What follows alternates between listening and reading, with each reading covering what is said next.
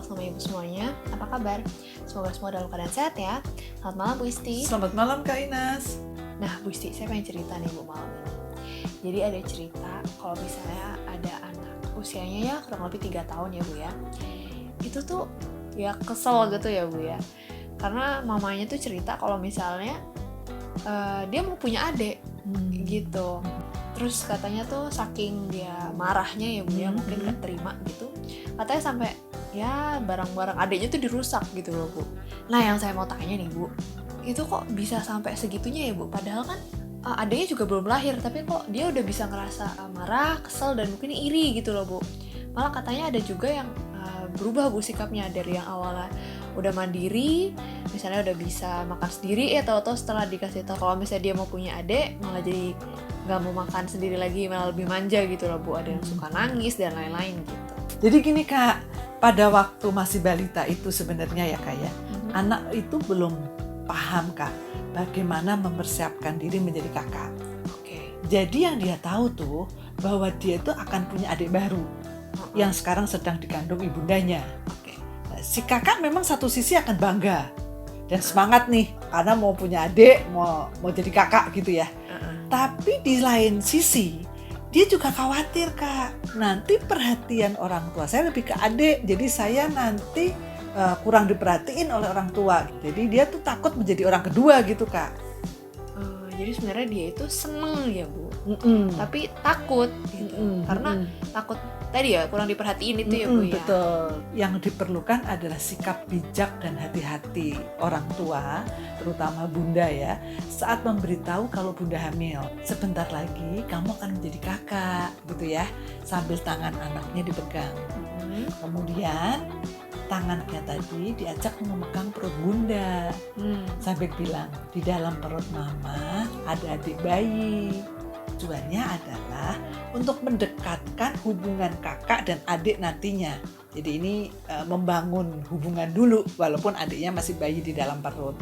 Jadi sebenarnya biar si kakaknya tahu ya, oh ini loh adikku tuh ada di perut mama gitu. Betul Kak. Nah, kemudian setelah kan tadi ada proses pengenalan gitu ya, seolah-olah ya, bunda bisa lanjut bercerita loh tentang perkembangan kehamilannya pada kakak. Si ibu bisa melibatkan anak interaksi dengan adik bayi. Jadi diajak bicara dengan bayinya, kemudian pada waktu saat bayi menendang, tangan si kakak disuruh memegang tuh. Nah, pada waktu memegang perut bunda, ibunya bisa berkata nih, adik senang loh kalau kakak halus begini gitu ya. Loh lihat nih, adik tenang kan, gak nendang-nendang lagi gitu. Jadi udah komunikasi gitu ya Bu, kecil-kecil. Nah selain tadi juga kakak itu dilibatkan loh untuk persiapan perlengkapan bayi. Jadi seperti diajak belanja dan dimintain pendapat tuh. Misalnya mainannya seperti apa. Jadi di sini si anak merasa senang dan dihargai oleh ayah bunda. Anak juga dibacakan cerita Kak tentang kakak adik. Serunya kakak adik itu melakukan petualangan misalnya ya. Anak akan mendapatkan cerita bahwa hubungan kakak adik itu bisa melakukan aktivitas bersama, seru, berpetualangan gitu. Selain itu juga bisa loh, si anak itu diajak berkunjung ke rumah saudara atau teman yang punya adik bayi Kak. Anak dilatih tuh untuk berinteraksi dengan bayi. Misalnya si anak tadi diminta elus-elus bayi, cium-cium adik bayi gitu. Jadi sudah dipupuk rasa sayangnya kepada anak bayi. Jadi sebenarnya supaya si kakak itu yakin ya Bu, kalau misalnya punya adik itu menyenangkan, tadi lewat cerita, terus juga lewat interaksi tadi ya Bu ya. Terus juga supaya si kakak tuh tahu kalau misalnya ayah bunda itu tetap sayang gitu Bu sama dia walaupun ada adik gitu.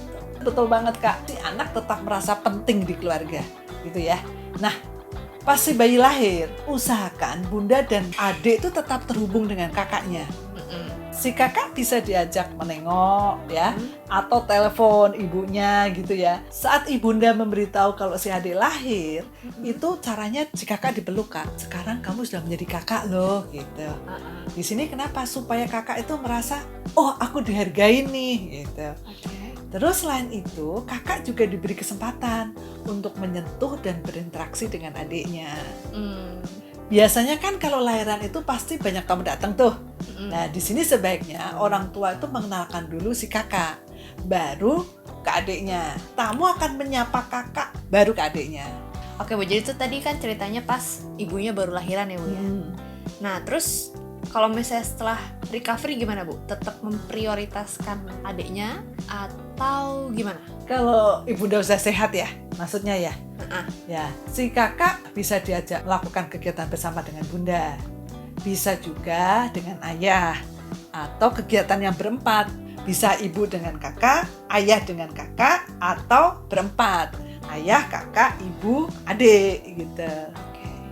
Dan yang tidak kalah penting ya kak ya, diusahakan ayah itu bisa bonding dengan kakak lewat aktivitas bersama dari sebelum adik lahir.